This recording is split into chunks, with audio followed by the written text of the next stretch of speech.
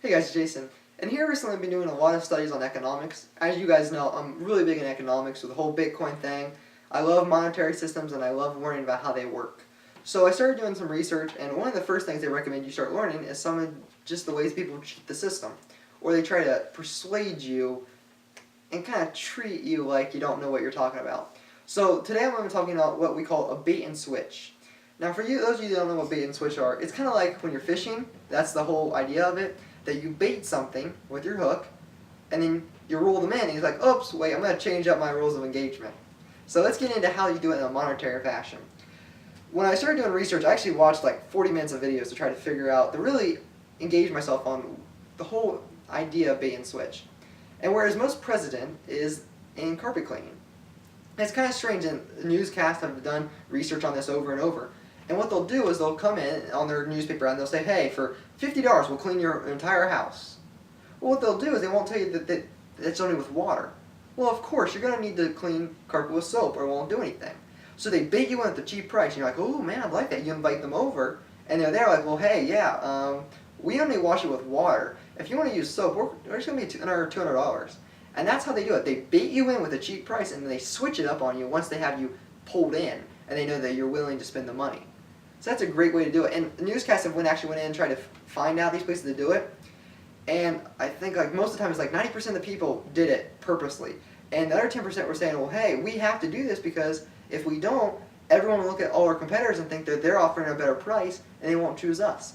So it's kind of one of those double negatives where you can't, the people that want to do good can't, and the people that are doing bad are doing bad. Another thing is, you guys are going to laugh at this. I came up with this and I thought I'd put this on my list just to kind of have fun with you guys. If you guys have ever been on YouTube and stuff, you've ever heard the term Rickrolling? I don't know if you guys have. Basically, they'll put some really seductive title in it. Usually something involving girls or something involving war, something that they know will draw people's interest. And then when they open up the video, the actual video is of this guy dancing. And it's what they call Rickrolling. It's like the dance form or something. And it's very, very popular on YouTube. It's done a lot. And those videos usually get a lot of views. They'll be like, hot babe, click here to see. And they'll click it. Because that's the bait. They're baiting you in. And they're like, oh no, we're going to switch it up on you. It's a guy dancing.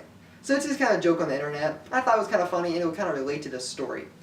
And another thing that I've always read about, and this is kind of more of an off-topic, is upselling.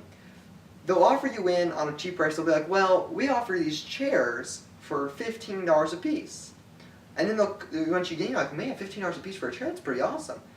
And then they're like, well, wait, you got this chair, you're going to need 3 more chairs, you're going to need a table, and these are all more expensive.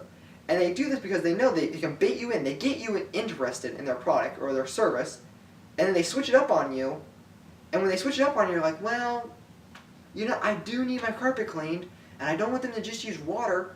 Yeah, I'll pay the extra $100. Use soap and use that fancy conditioner that cleans the carpet and makes it all sparkly. And that's what they call bait and switch.